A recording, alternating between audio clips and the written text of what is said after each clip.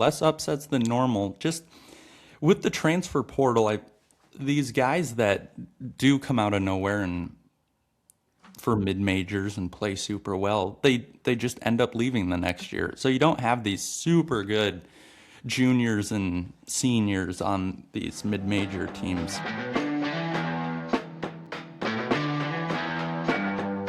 All right, welcome back to Two Generations, One Mic. This is the episode before March Madness starts here tomorrow, technically, as we're recording right now. A lot going on in the NFL, off the field stuff. WBC just wrapped up, so that'll be fun to talk about. Yeah, good to be with you here, Pat. Hi, bud. Good to be with you. I am pumped. This traditionally going back into junior high has been one of my favorite weeks of the year, of the first two rounds of the basketball tournament. It's awesome. You get what, 3 weekends of basketball tournaments that leads right into Masters week.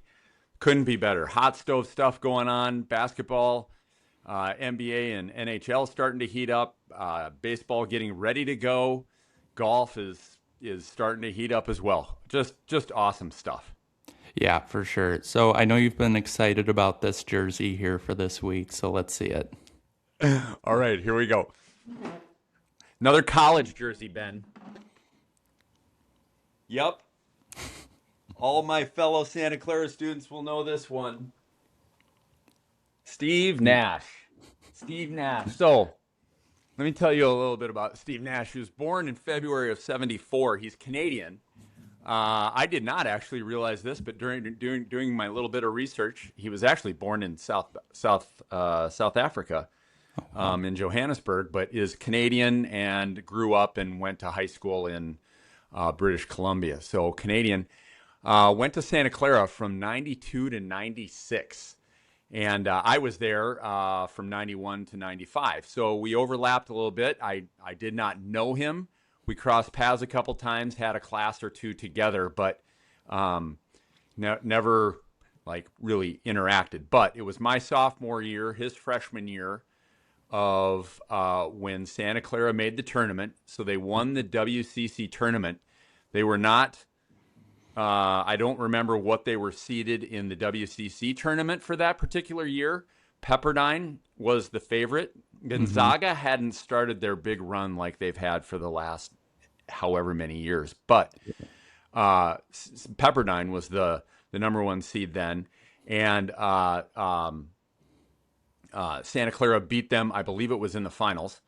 And it was either the semifinals or the finals. We went up. The tournament that year was at University of San Francisco, so we all went up there, and they won. And so they go to the tournament. It was actually the first and second rounds of the region they were in Utah. And they were the number 15 seed. And unfortunately for you, Arizona was the number 2 seed. Yep. And Santa Clara beat them. And Nash was a freshman.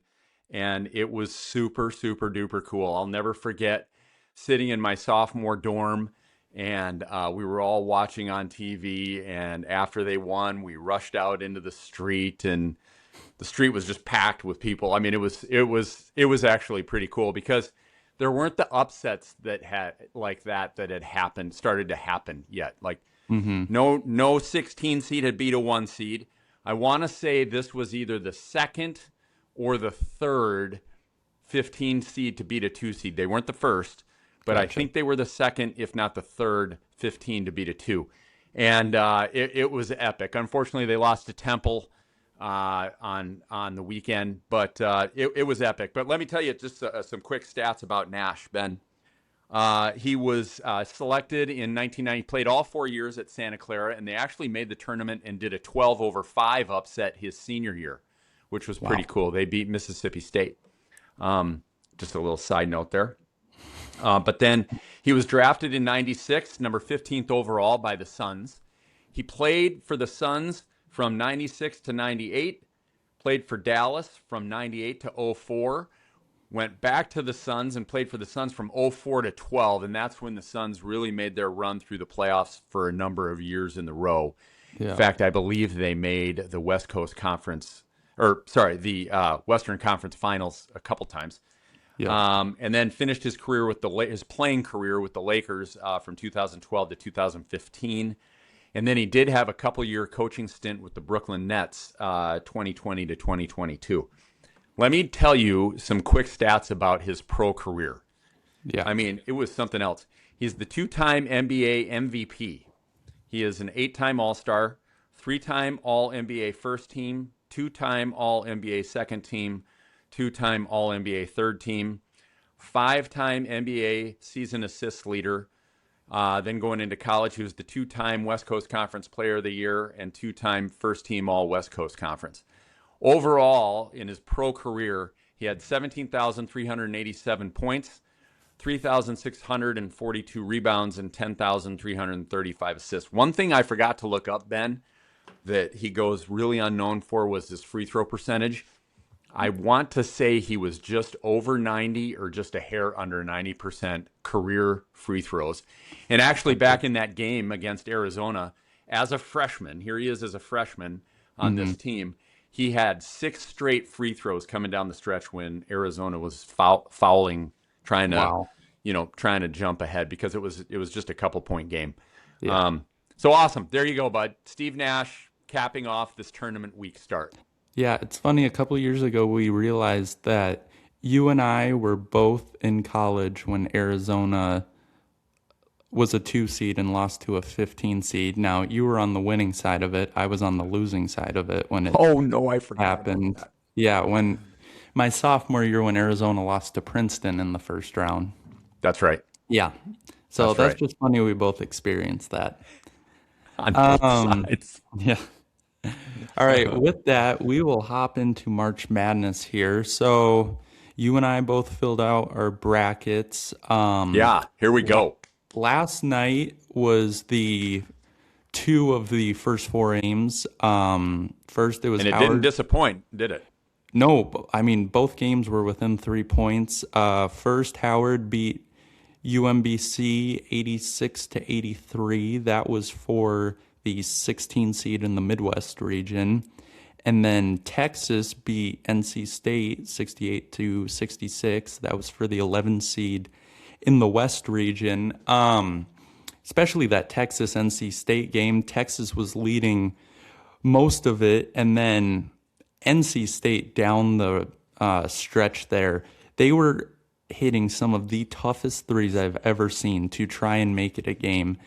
But then Texas just hits a dagger mid-range shot with about 1 second left to win the whole thing or win the game, and the shot making down the stretch there for both sides was awesome. Yeah. Yeah. And that final shot by Texas was tough. I mean, NC State was playing good defense. I mean, they did what you had to do. The guy just hit a fantastic shot. Yeah. That's such the fun thing about this tournament. And you know, what's awesome, Ben, too, I think is the role that the announcers play too. Mm-hmm. I mean, it is, I don't know if there's a sport that is as key to the play-by-play person Yep. and how they handle these close games. And it's going to be like that, like I said, for the next 3 weeks. But especially Thursday and Friday is so much fun because you've got so much basketball going on. There's always 4 games on at the same time. Yep. And it's just awesome. I think of like Gus Johnson and Kevin Harlan. Yeah. Yes. Love him. It's Yeah. So good. So good. Yeah. And I love too when the first 4 games are really good as well, because it just gets you that much more excited for Thursday and Friday. 100%. And what's great is the way that they do it. So you have kind of what are the last 4 in, you know, and then also they make 2 of them what would be like the very, very last few teams, the last 4 teams that are automatic bids from winning their tournament. I mean, you know, there's a lot of those conferences, and you know, you have some teams that just, I mean, from a caliber standpoint, I mean, I'm not saying anything bad about them. It just is what it is. And so you have the lowest 4 of them. I'm glad that they do like the last 4 at large in addition to the other 4, instead of making it all 8 be the lowest of the small conferences. Yes, I agree. Yeah, both are 11 and 16s. Right. Tonight it's for the 16 seed game in the South region, Prairie View A&M and Lehigh. And then the 11 seed game in the Midwest region, Miami of Ohio and SMU. I'm very curious to see how Miami of Ohio plays in this game, coming off that loss in the quarterfinals of Their only loss. their only loss in the quarterfinals of the MAC tournament. And SMU, this is kind of the first like Power Four school they've played this year. If you go through their schedule, it is a lot of MAC teams and just mid majors altogether. Right. Right. And this is a true by Miami making it into the tournament, but not winning their conference. That's what you call, everyone. Sometimes you'll hear people going, they're talking about bubble breakers. And what are these sort of teams? And it's like a team that far surpasses all of the other teams in their conference. And so there's only going to be, if they win the conference tournament, they're the only team from that conference that is going to be in the tournament. Yeah. If they don't, which is what happened to Miami of Ohio, they did not win their conference tournament. So you have the conference winner that was not expected to be there get the automatic bid, and then Miami actually ended up getting the at-large bid also. So that knocks out some other at-large team that was hoping to have an opportunity. Same thing happened. I'm going to jump back. Santa Clara in '96, when it was Nash's senior year, junior year or senior year, I forget if it was 95 or 96. Anyway, they were far and above everybody else in their conference and lost in the conference tournament, and then actually got an at-large bid. Total bubble breaker, because no one else from the West Coast Conference would have gone at-large. Gotcha. Yeah. So this is the exact same scenario.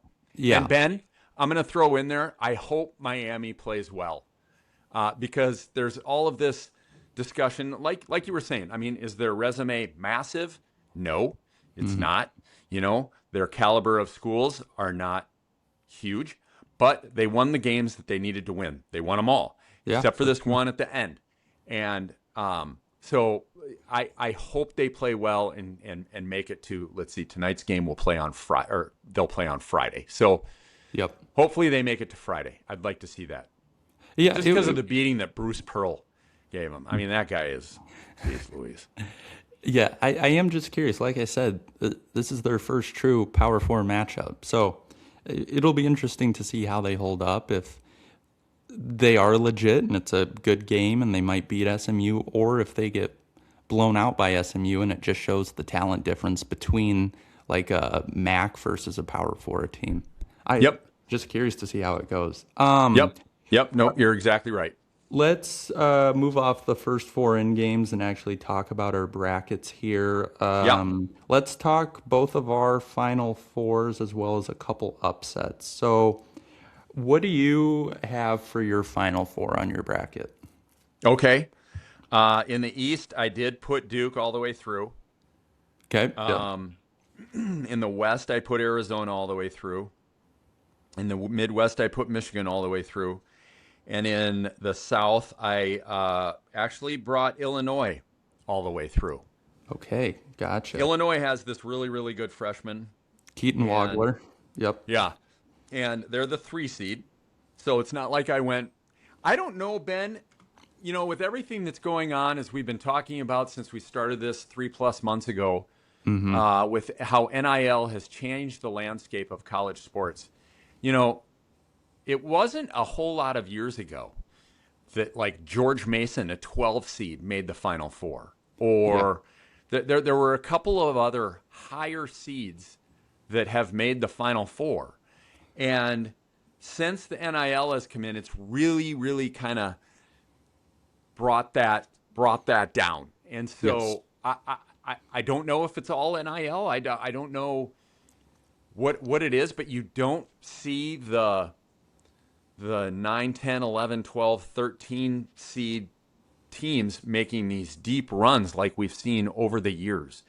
And so I'm bringing Illinois up as a 3 seed. I don't think that's a huge stretch. It's also the one that Florida is the number 1 seed. I think Florida is the fourth of the number ones. I think you would agree. Correct, yes. So anyway, that's mine. You hit me with yours. Yep. Very similar. East, I had Duke. West, I had Arizona. Midwest, Michigan, and then South, I had Houston. And I have Yep. Houston beating Illinois there in the Sweet 16. Yep. So And you and then, I had the same battle there, yep. and I just took the other way. Yeah, Houston, I mean, I I could totally see Illinois winning it, but Houston, I just love the combination of freshmen as well as vets who have been there before. Because, I mean, from the team that made the national championship game last year, they only lost two of those starters, and three of them are still back. So I think it's fuel to the fire for them. Those three want to win it. The two freshmen they brought in that are starting have played well this season, especially Kingston Flemings. He was one of the best point guards in college basketball this year. So I just love their experience. Whereas Illinois, they do have some good vets, but they're, like you said, their best players by far, Keaton Wagler. He is a freshman. He just hasn't had that March experience yet. I So agree, that's why I went and Houston. you know what, Ben, makes absolute sense. I just one, I like picking an upset. So then I can run around and tell everybody, oh, I picked that, I called that. But I will say that I put upsets all over the place, so I probably lose 80% of the upsets that I picked. But I make sure everybody knows that I picked the one or two that make it through. So anyway, we'll see what happens there. I've got them playing Nebraska in the regional final. A little bit of picking with my heart there. I hope Nebraska does well, and they've had a super fun season. Had a wonderful start to the season, Yeah. going undefeated for how long they did, and have stayed relatively strong. And I hope that they make a nice deep run. I would love to see a good Big Ten matchup there in Illinois and Nebraska in the regional final. Yeah. So you brought up upsets. What were a couple of the upsets that you had on yours? Oh gosh, there's always a 12 versus 5, one or two of those that happen. So Yep. I picked McNeese over Vandy. I did have St. John's, who's a 5 seed in the East, beating Northern Iowa. Now that could be tough. Northern Iowa just now, again, we're talking about a whole new group of kids, but it wasn't too many years ago that Northern Iowa made a fun little deep run Yeah. in the tournament. Nailed a bomb at the end of one of those games to beat, I forget who, it might have been Texas. Anyway, I had, and then I thought I picked one more. Nope, I didn't. That was my only 12 beating a 5. Gotcha. I don't really have any other, you know, super high seeds beating, a 1 or 2 or 3. Did you pick Santa Clara over Kentucky? Yes, Yeah. had to. Do you have them beating Iowa State too, or no? No. That's exactly what I did. Is that what you did? Yeah. What else do you have for upsets? So with the news this morning, the star freshman for Louisville, Mikel Brown Jr., they just announced that he will for sure miss at least the first two rounds of the tournament. So that did make me switch from Louisville to South Florida in that game, just because he does provide such a big impact for Louisville. So that's an 11 over a 6. The game I was really debating about was that UCLA UCF first round matchup, 10 versus 7. Being Big 12, I've watched a decent amount of UCF basketball this year, and they are a good team. They had some good wins this season.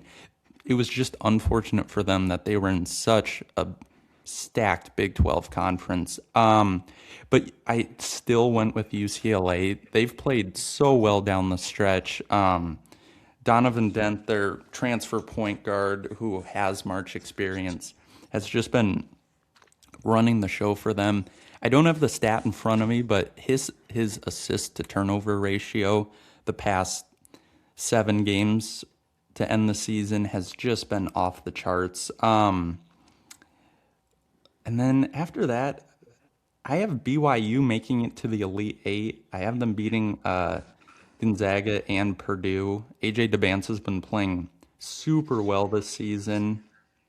I know they did lose Richie Saunders, but they they made some noise in the Big 12 tournament, even though they lost in, I believe it was the semis to Houston.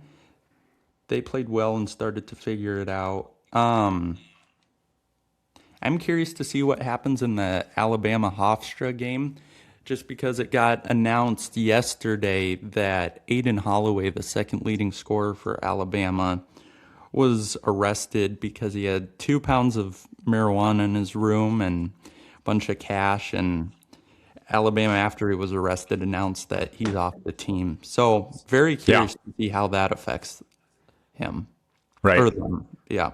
Yeah. Yeah. And I've got them, uh, where are they? Midwest region. Oh yeah. I have them winning against Hofstra, losing to Texas Tech. That's what I had as well. Um, what was I just gonna say? Yeah. Yeah, like you said though, less upsets than normal. Just with the transfer portal, these guys that do come out of nowhere and for mid majors and play super well, they just end up leaving the next year. So you don't have these super good juniors and seniors on these mid major teams. That is just the problem. And I'm gonna bring up. I'm searching here real quick for this post that I had of that I thought was super fun because it goes back to one of them goes back to my favorite all-time college basketball team. Yeah. College teams that somehow didn't win March Madness with their team, with the Oh, team being who was on the team. yeah. And you've got 1990 UNLV. They lost. I believe they lost in the semifinal game against Duke that year, and they had beat Duke the year before in the championship game, and they were both basically the same teams, which was super fun. Yeah. I But bet. they did not close out, and they had Stacey Augmon, Greg Anthony, Larry Johnson, just awesome. 2010 Kentucky game had John Walls and DeMarcus Cousins, and I believe they made the Final Four. I don't remember if they made the championship game or not, but they didn't win it. Then a team you're very familiar with, 2015 Kentucky, that had Karl Anthony Towns and Devin Booker on it. Yeah. And they were undefeated and then lost to Wisconsin in the semifinal game, if I'm not mistaken. Correct. Because then, yeah, that's the year Duke beat Wisconsin Yes. with like Yeah. Frank Kaminsky and Sam Decker. Yeah. Crazy. Yeah. That was a fun year. Yeah. Yeah. I mean, those guys were so good. And then of course the last one that they put on there was last year's Duke team with Cooper Flagg and Con Yeah. Knuppel, or yeah. No, those were all awesome teams that just didn't win it. And I saw an interesting stat. So back to the transfer portal and stuff. Last year was the Final Four was all one seeds, and that was the first time that's happened since 2008. So Yeah. crazy. Right. And I do like your Houston call. Coming out of the South there, especially with their leadership veteran, guys that were there last year, 3 of them. That's so huge. That's so huge.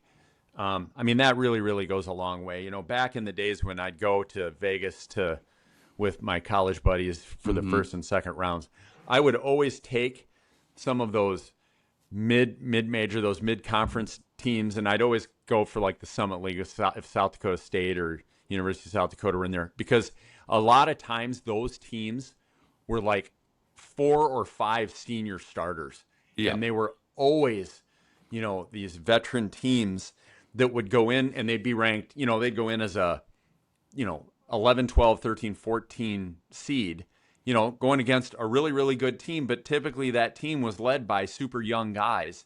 And Mm-hmm. these guys, have been there, done that, and would always at least make it one heck of a good game. Yeah. And then another good stat. So since 1997, according to Ken Palm, the winner of the tournament hasn't ranked outside of the top 25 in defense and the top 20 or top 40 in offense. And the teams that qualified for that this year are Duke, Michigan, Arizona, Florida, Houston, Iowa State, UConn, Michigan State, Gonzaga, and Virginia. So going off Ken Palm, there's 11 teams that have the chance to win it here. Yeah, that's so good. I love that stat. It is fun. I mean, that's pretty telling. Yeah, I'm so excited for this weekend. It's going to be awesome. Yeah, it is going to be fun. Yeah. All right, let's kick it over to NFL now because we have some big news for you. So, starting with the Vikings officially signed Kyler Murray to a 1-year minimum deal. Now that it's officially set in stone, how are you feeling about it? I don't know. I guess better than when I first heard about it. I mean, I hope he is like the Kyler of his first few years in the league. That would be super fun. He's been so injury plagued the last few years. That's what doesn't make me super excited. Yeah. And so, yeah, I mean, great. I'm curious to see how coaching affects him because the Cardinals coaching for most of his tenure there, it was not great. Like the past couple of years, the Jonathan Gannon hire felt weird. There were a couple clips where he kind of, I don't know him personally, obviously, but he did just kind of seem like a goofy guy. I don't know how to put it. Something just felt off there. It didn't work out. But Yeah. I thought it was cool because during Kyler's first press conference, he talked about, and there were pictures of him as a kid growing up, how the Vikings were by far his favorite team growing up. And when they lost in the NFC Championship in 2009, he was crying. And so I think it's cool he gets to play for the Vikings, and hopefully that's some good motivation for him. And now he actually has a roster around him that is a good roster, as they proved 2 years ago when Kirk was there. Last year it was a little more of a quarterback issue. So Yeah. hoping for you he's the fix. Yeah, I do too. I hope that, it would be fun. It's been, we haven't made a deep playoff run in a while. So it would be nice. 2009, that was the Brett Favre. Was that the Favre Saints? Yep. Yeah. Yeah. That the Saints illegally won. Yeah. Yeah, I remember that. I knew you would bring that up. And then big trade yesterday. Jalen Waddle and a 4th-round pick to the Broncos in exchange for a first, a third, and a fourth to Miami. Yeah. Broncos going all in here. Boy. Which, I mean, I don't blame them. To me, just breaking it down from a fan perspective, it does Yeah. seem like a lot to give up for Waddle. Waddle's been awesome, but it's a lot to trade for a receiver, especially looking at like what Michael Pittman and DJ Moore just got traded for. It can be the Broncos division next year because Patrick Mahomes coming off the injury, and Chiefs lost a lot of guys in free agency, like we talked about last week. Yeah. Lost a lot, but built, but also have brought in a few good pieces. Yep. Chargers. It'll be a fight between them and the Broncos, I think. I like the Chargers, but they have struggled in the playoffs. So, and the Broncos were right there last year if Bo Nix hadn't gotten hurt. And wide receiver is kind of their weakness. I mean, Cortland Sutton's awesome, but he's getting older. And then you have a couple of complementary pieces and Troy Franklin and Marvin Mims and little Jordan Humphrey. So Good for the Broncos for getting their wide receiver one here. Right. I agree. I mean, like you said, it's a good. I mean, it's a big. They gave up a bunch from a draft pick standpoint. Um, I think it's always interesting when you go back to the '90s Cowboys, Yeah. and they kind of were on the opposite end of this in terms of how they built their team. They gave up the big name and received a lot of draft picks. And so they gave up Herschel Walker to the Vikings. Thank you very much. And got a bunch of picks in return, parlayed those picks into some other picks, and had about a 2 or 3 year draft period in there where they got everybody, and everybody hit really well in that, and they built that dynasty that won all of those Super Bowls in the 90s. And so I've always been partial to wanting to get picks and then build the team you want versus giving up picks and getting a guy or two. Yeah. So I don't know. On the other end of it, gosh, we talked about this yesterday, but I just feel bad for Malik Willis. So he gets paid, which is great for him, but now he's going onto a team where they just traded away Waddle and cut Tyreek Hill. So who you're going to throw the ball to, I truly don't know. You have Achane, who's an awesome running back, but you need weapons out there. And then you and I were just watching Pat McAfee, and going into next year, the Dolphins have $175 million of dead money. So you can't go out and sign any of the wide receivers that are left. So it's going to be tough for Malik Willis here this next year. Yeah. I mean, you're going to have to keep it's the kind of thing. They've got the draft picks, though, so they'll be able to sign these rookie, to a nice rookie deal of, what's a rookie deal, 5 years? Or 3 or 4 years and a fifth-year option for first rounders. Yeah. Right. So you just and they've got plenty of picks, so you just are banking on these picks hitting while this dead money comes off your books. I mean, oh man. If you don't hit on them, you're in for a tough couple of years. For sure. You're exactly right. Yeah, and then the last two, not huge moves, but interesting. So Hollywood Browns signs a 1-year deal with Philly. Could be a solid wide receiver 3 for them. Another tough loss for the Chiefs. He was a solid receiver while Rashee Rice was out. He was, very. And then the Chiefs trade for Justin Fields. So it'll be interesting to see Mahomes' timeline this coming season, how ready he is at the beginning of the season, and if he does miss a couple games, how many he'll miss. Because Fields started off the year all right with the Jets, but it was tough down the stretch, ended up getting benched. So see how he does in Andy Reid's offense. Yeah, hopefully. And I would assume he's going to have to play the first few games at least, because I would think so. Mahomes' knee got torn up at the very end of the season. It wasn't like it happened in the first quarter of the season where you could potentially be ready. I mean, it was, end of December, beginning of January when it happened. And, those typically take 9 to 12 months. So he's going to be part of it at the very beginning anyway. For sure. Yeah. And then taking a look at the NBA here. So interesting news. This coming week, there's going to be a Board of Governors meeting to discuss expansion for Las Vegas and Seattle as the two new expansion teams. And their first season would be most likely the 28-29 season. So 2 more seasons after this one until they're in there. What do you think about those 2 cities? Do you think there's anyone more deserving, or no? No. I mean, the Supersonics left and became the Thunder, and they're a great NBA city, and always supported that team, and they were a lot of fun to watch back in the 90s and early 2000s, at least the time that I was really that they were a ton of fun to watch.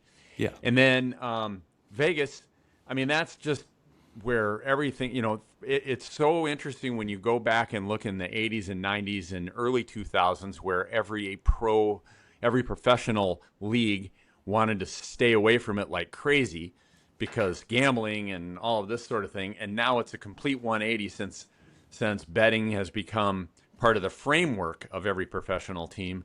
Now they're all swarming in there. And so it makes sense.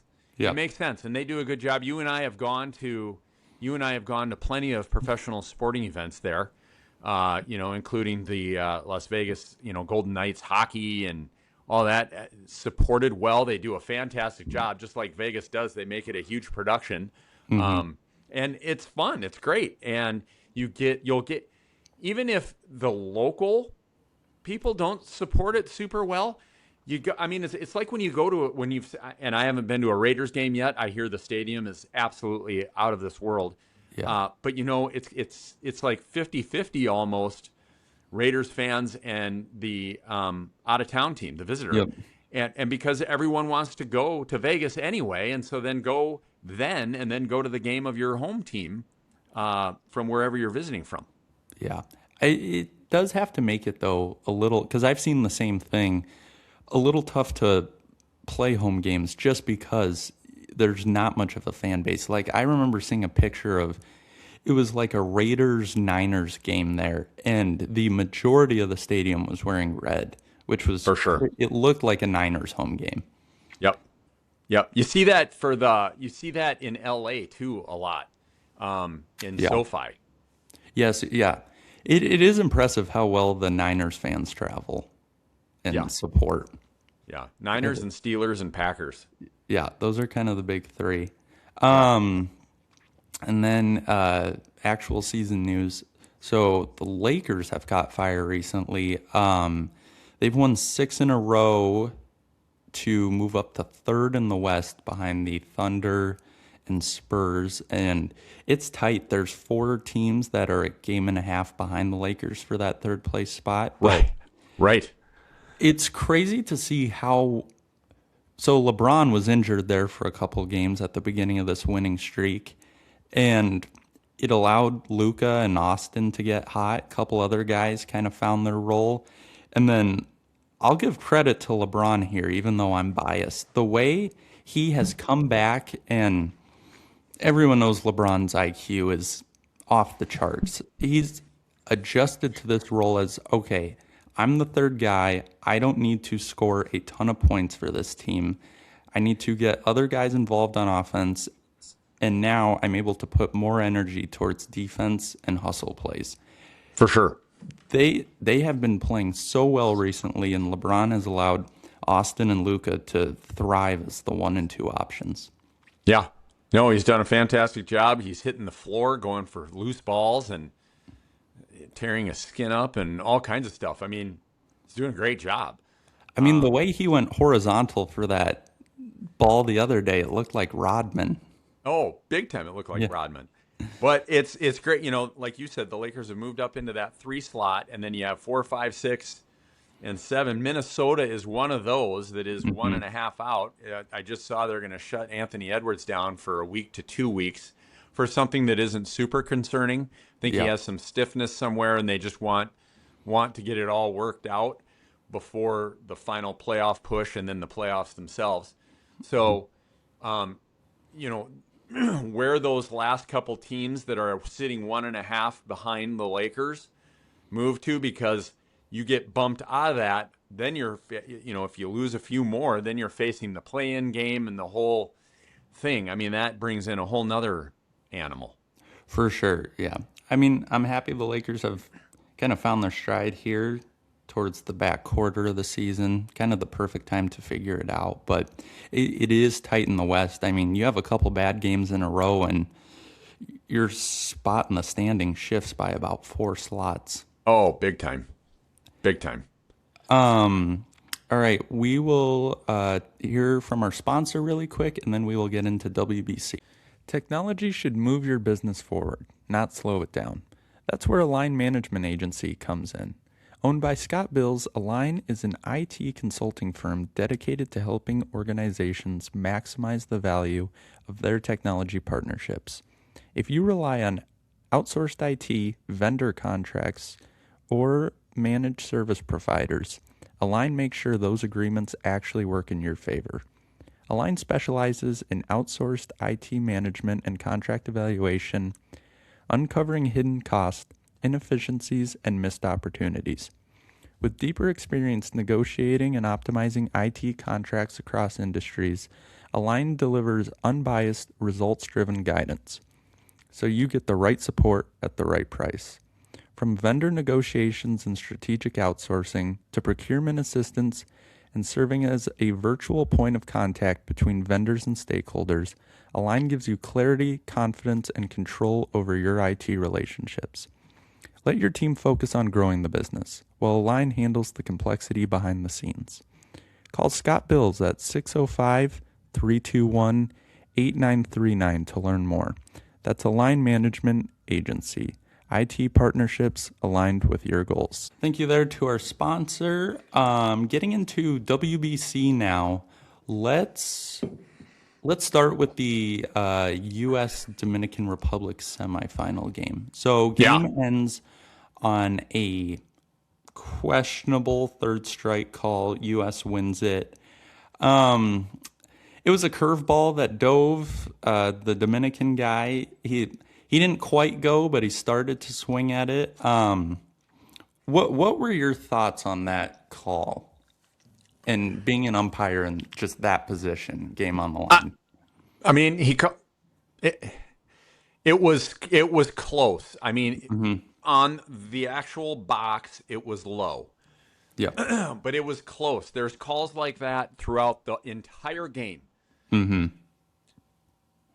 You know, I guess if you're going to question anything, you question it. You question the timing being the last strike in the last at bat. I mean, but that's baseball. I mean, until they make the whole thing automatic for balls and strikes, that's baseball. I have zero problem with it. No, Win or lose for the USA. I whether it was the USA up and that strike was called, or whomever else.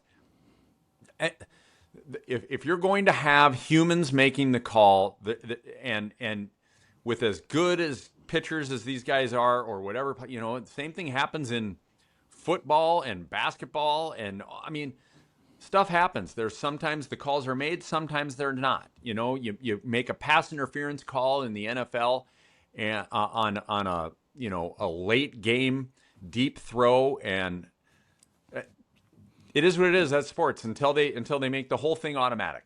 No, for No sure. problem with it. NBA, same thing. Shooting foul within the last minute that can make or break the game. No problem with it. Yeah, it's just a call in the end of the game is always going to be looked at and criticized online compared to the same thing in the second quarter, just like you said. How many calls are going to be like that will be near the end of the game of the regular MLB season this season? Tons, for sure. Yep. And then, so on the other side of the bracket, Venezuela beats Italy. Last night we had the U.S.-Venezuela game for the championship. Venezuela wins it 3-2. And it was a heck of a last half of the game. Yeah. The pitching was great. I mean, obviously being 3-2. Bryce Harper with a late homer to tie it 2-2. He was really the only guy for the U.S. who could get his bat going. Well, exactly, because it wasn't like the U.S. didn't have anybody up in the last two innings that could have made a move. I mean, Judge struck out at the end of the eighth, and Schwarber struck out in the middle of the ninth. It was also, or in the bottom of the ninth. Bryce Harper hit that in the bottom of the ninth. Yeah. And so they could have, or excuse me, it was the bottom of the eighth, and then top of the ninth is when Venezuela scored one run to go up 3-2. I mean, it was an awesome last eighth, ninth inning. I mean, it was just electric. I mean, the fans, Ben, for this thing, a lot of times, those things can be hit or miss. You just don't know what you're going to get. Yeah. And holy cow, was it loud in there. Yeah. People come out for that. Like, I know I've told you this, but I went to the last WBC, U.S. and Mexico played in Arizona at the Diamondbacks Stadium, and I got there and holy cow, it was way more packed than I've ever seen a Diamondbacks game. Yeah. And it is funny being in Arizona. It was split 50-50 about Mexico fans and U.S. fans. And those Mexico fans were in it.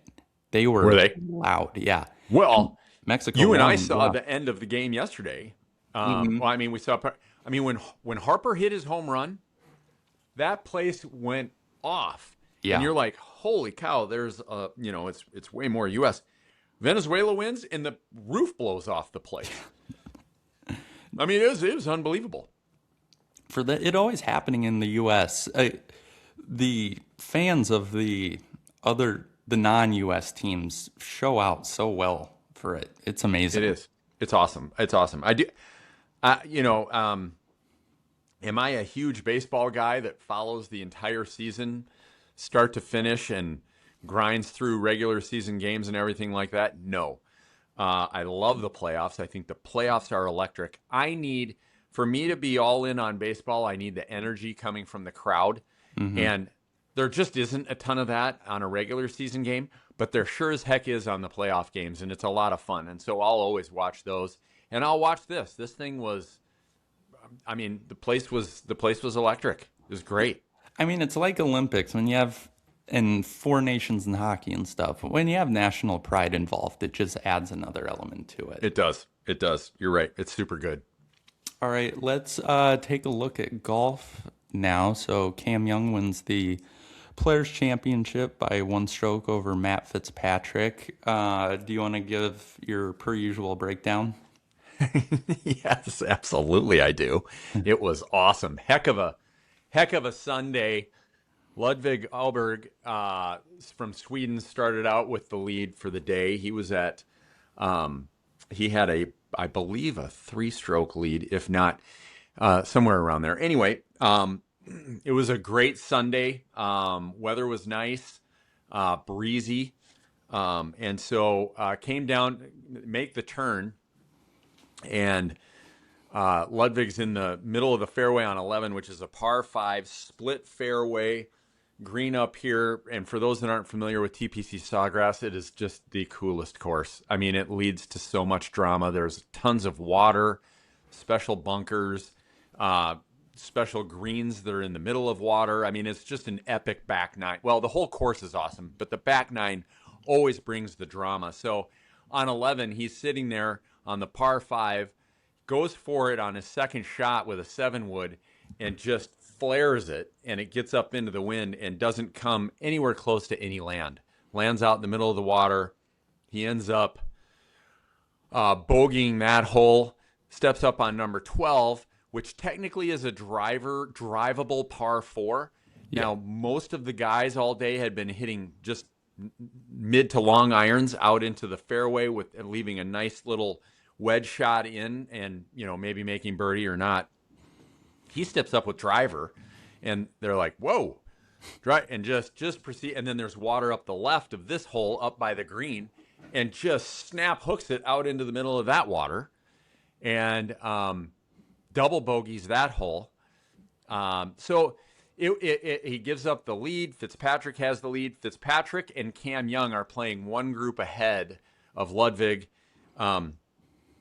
And so they're kind of going back and forth. They come down to 16, and Fitzpatrick has a one-shot lead. They both par 16, which is an awesome par 5, with the green having water around to the side.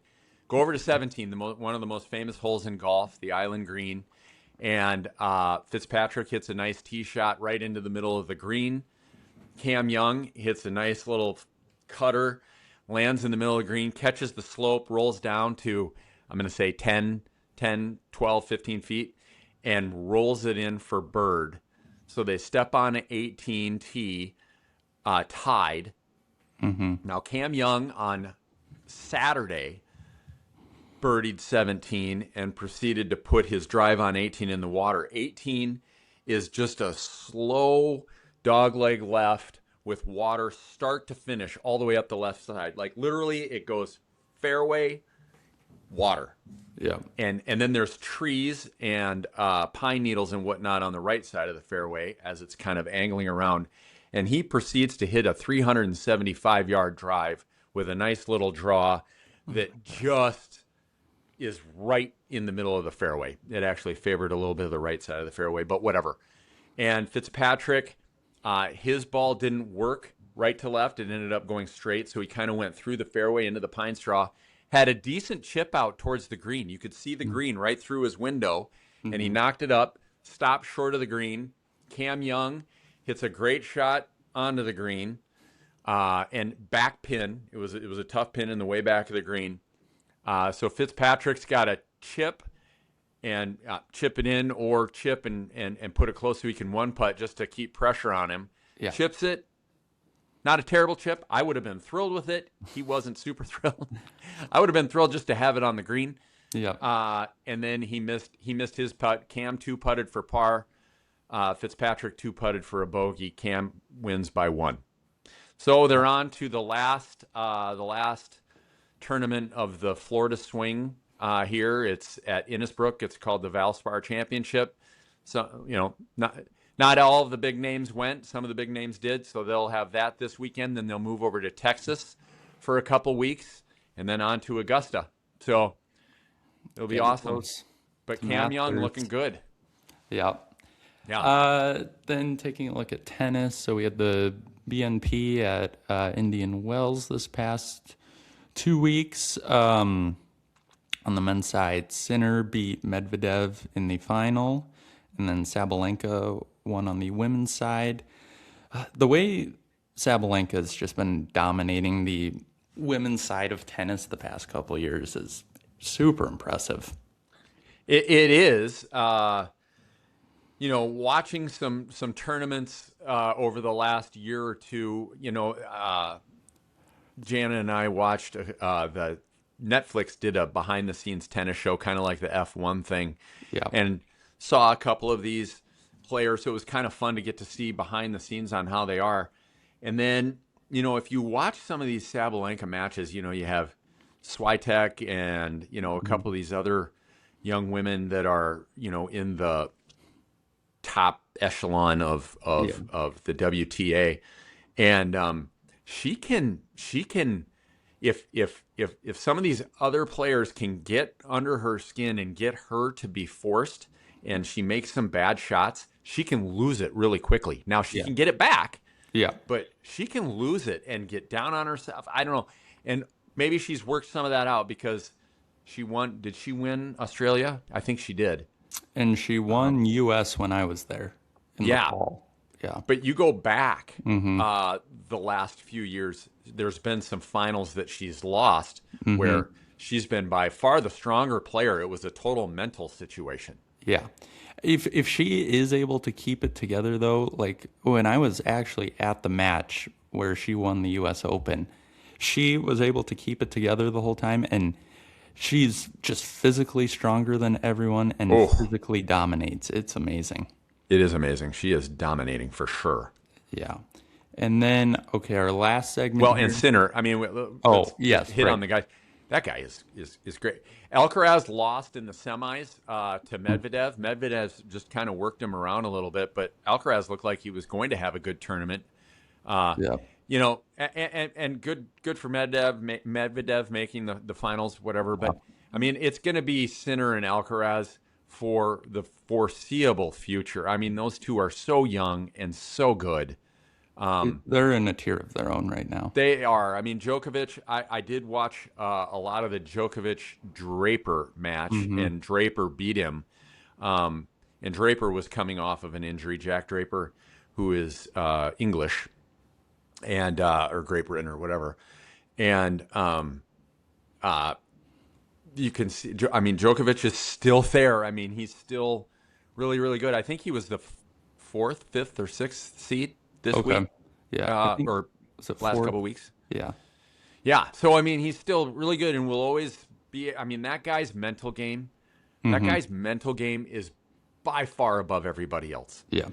I mean, there is nobody that if they're down that I feel like he is definitely not out. Yeah. I feel like Mentally and from a talent standpoint, he's still in it, but it's just physically in his body now where, I mean, to get into the finals of these tournaments, you're having to play 4 or 5 matches. You can see the wear and tear start to come into effect by the end of these matches. Yeah, I mean, at 40, thank you very little. For sure, yeah. Let me tell you. And then moving on to this or that now. So with March Madness Oh, coming up, yes. we are going to do favorite NCAA March Madness game.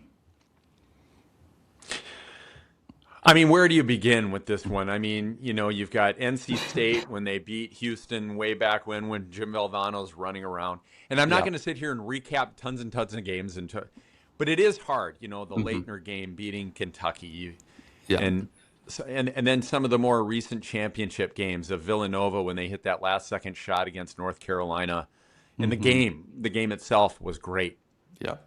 I'm going to kind of throw a little bit of a curveball at you. And as I said at the beginning, the announcers play such a big part of bringing the energy. And again, this is just, you can pick there's not a wrong pick here. Hmm. But the only reason I'm picking this is because recently it's come through my Instagram feed a number of times showing a split screen of the play and then a split screen of the camera showing Kevin Harlan and Stan Van Gundy, and I forget who was next to him, maybe Grant Hill. And it was Furman beating Virginia. Yep. And if you ever come across the camera scene of watching them calling the last few minutes and seconds of that game, like Furman hits a 3-pointer and Kevin Harlan's got his arms across the other guys. Stan Van Gundy's face, it looks like he's never seen a basketball game before. He is quiet and just is looking around like what just happened. So I'm going to pick that just because it was so electric. It's so fun to listen to and watch. Yeah, that's so awesome. It's between two for me. Both of them, growing up a North Carolina fan, they're both North Carolina games. Even though North Carolina lost to Villanova, that was just such a great game. And I mean, even before the game-winning shot, Marcus Page hits that double clutch three to tie it up, and then Jenkins, Crazy. yeah, and then Jenkins eventually hits the game winner. And then I think the one though I'm gonna go with is That's your runner up. yep. Yeah. The Elite Eight game, it was North Carolina and Kentucky. The great Kentucky freshman trio of De'Aaron Fox, Bam Adebayo, and Malik Monk. Malik Monk hits a tough three to tie it up, and then Luke May ends up hitting the game winner from the elbow for North Carolina Oh, to win it. And there's also a great video where North Carolina flew home that night after the Elite Eight before the Final Four, and Luke May was in class at his 8 a.m. the next day. oh, And the professor was like, kind of, nice job, Luke. And everyone started clapping, and everyone couldn't believe he made it to the 8 a.m. the next day. It was hilarious. that's so cool. Yeah. That's so cool and such a good call. And Hmm. like I said, you and I could sit here and we could sit here and yeah, and all of my Santa Clara alumni are going to go, how could you not pick, Santa Clara beating Arizona? Hmm. I mean, it was awesome. Yes, it was super fun and super exciting. The reason that I didn't pick it was because there were so many fouls in the last 2 minutes of that game that Yeah. there just wasn't a lot going on. Hmm. And Arizona had a few shots to move. They'd miss the shot. Santa Clara would get the basketball, foul. Yeah. And so while it was fun being a Santa Clara fan, as a basketball fan and the energy and everything like that, there just wasn't quite that level. It's still up there for me. I'm not saying that it was bad, but Oh, for sure. when you guys pick any Gus Johnson game, Hmm. we could have gone through and done just a list of Gus Johnson last second winners. I mean, he makes Yeah. it just unbelievably exciting to listen to. Yeah, for sure. Oh, and your semifinal or your honorable mention game, I mean, that's one of the most iconic calls from Jim Nantz. When just as Jenkins is launching it, he says, "For the championship." Yeah, Yeah, it is such a hard decision. Like you said, there's no wrong answer. right, right. Yeah. So good, so good. All right, fun episode this week. We'll be back next week. Give a recap of the first round, first two rounds, and yeah, we are in a great spot in sports right now.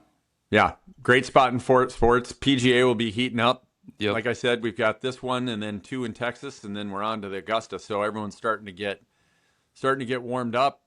Yeah, and we'll go through our first two rounds. That'll be a blast. Yeah. Thank you guys for listening. Remember to subscribe on YouTube, follow on Instagram and TikTok to Gen One Mike Pod. And yeah, thank you guys. We'll be back Love next it. week. Love you, bud. Love you. Talk to you later.